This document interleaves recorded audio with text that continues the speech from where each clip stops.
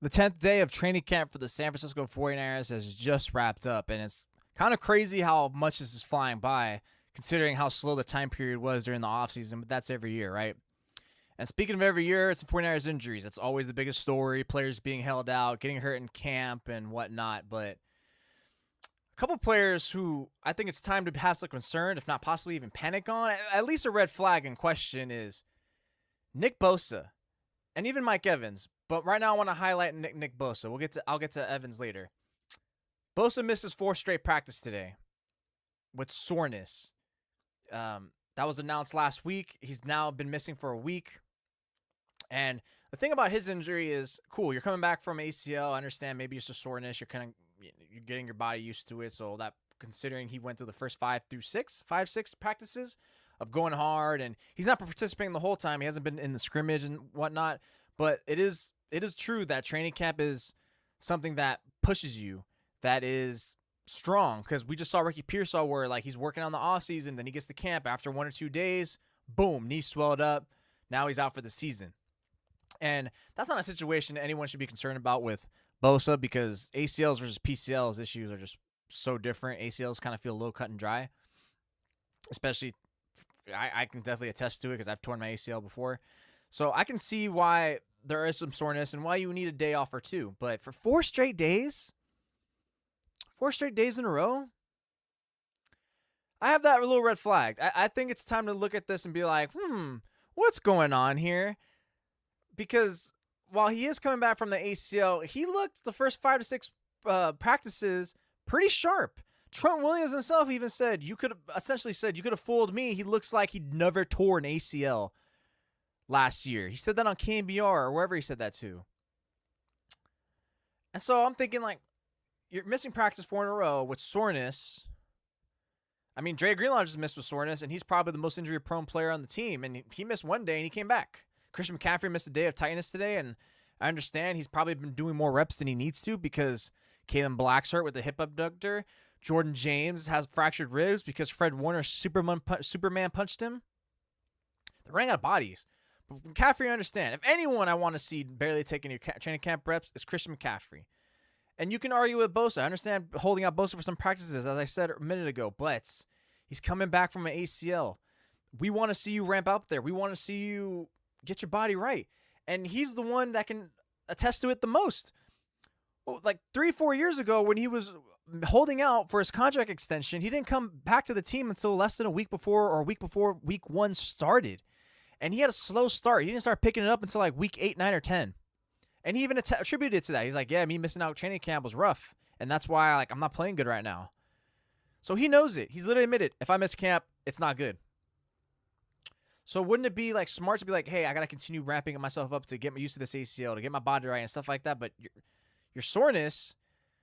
So my case is, number one, is there more to this as a state? Is there something actually an issue with his knee? Because if there's soreness in that actual knee, that ACL, that's a problem. Because if it's screaming from his workload and the season's just a month away, that's probably something that's going to keep happening. And we're going to have issues of he's probably going to get pulled out or something.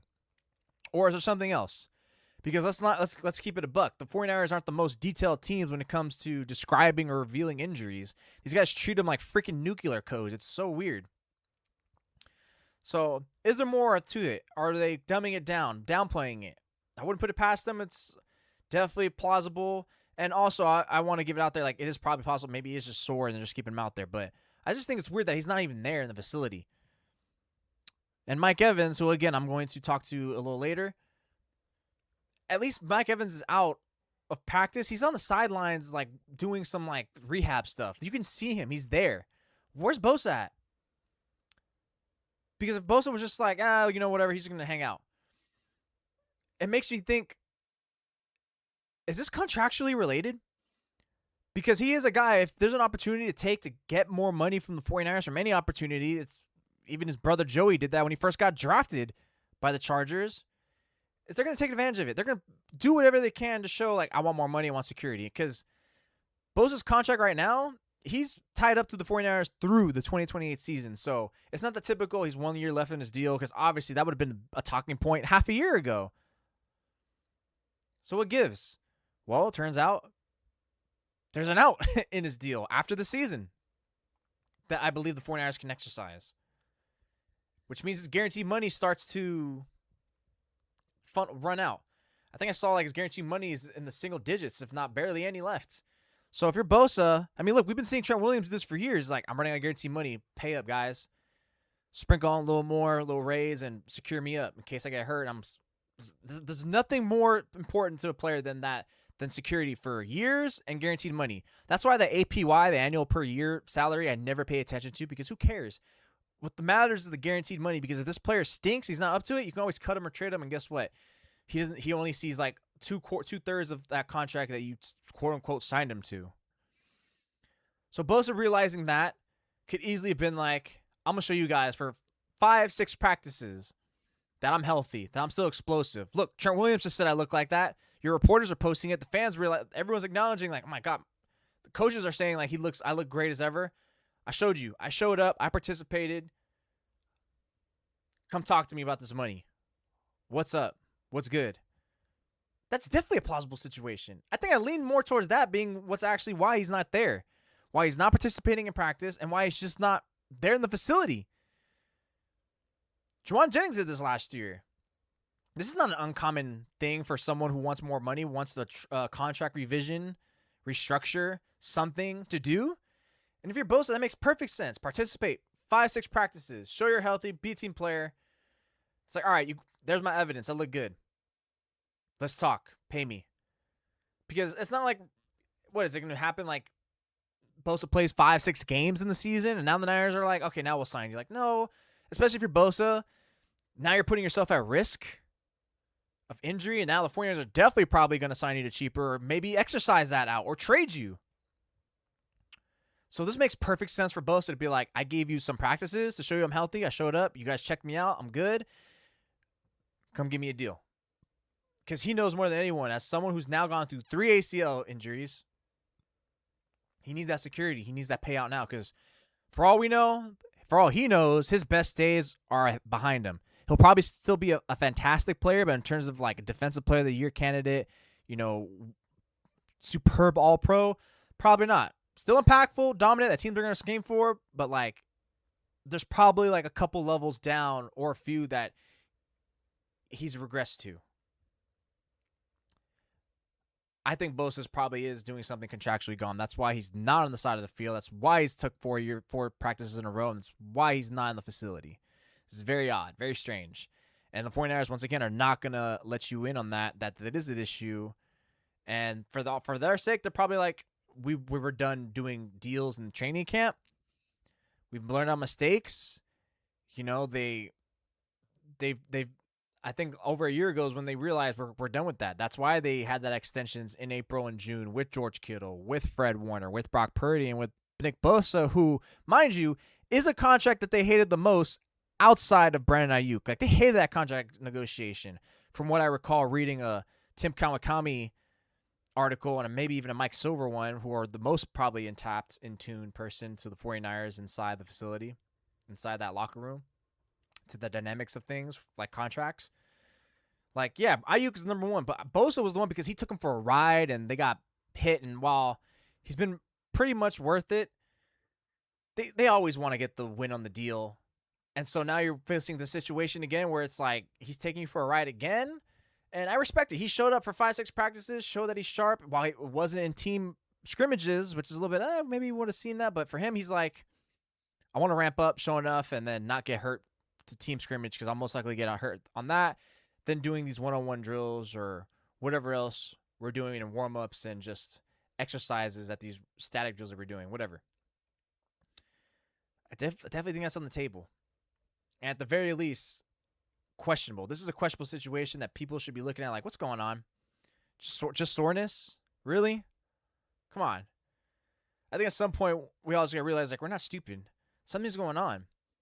And again, maybe it is just straight up soreness, and it's like, wow, that's just a weird situation. Just soreness for that long? And especially what happens if he misses joint practice and more practices after that. Now it's like, well, where's he at? If he just missed 1 or 2 practices, we get it, came back, non-story. But now we're at 4 straight in a row. It's been a week since he's been seen.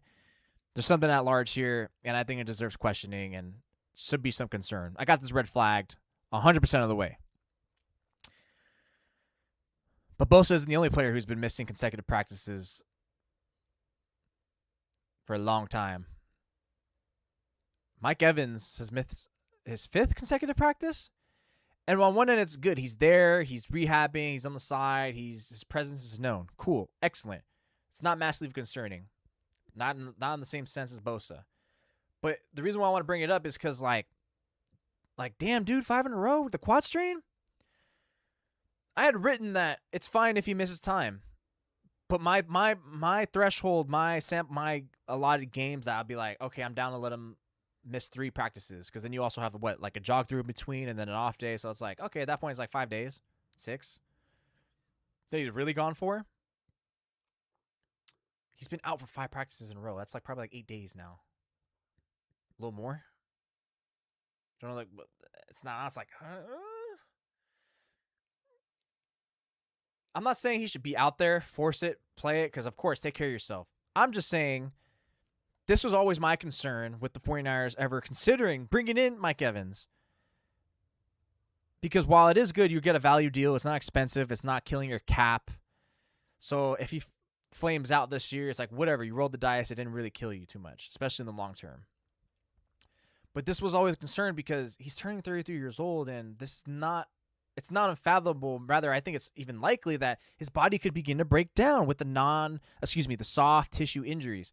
Like, he missed a bunch of games last year. A lot of that was due to like his collarbone fracture, his clavicle, whatever. Okay, we don't chalk that up. Those are freak injuries. That doesn't really have too much to do with age compared to like cartilage or muscular soft tissue, right?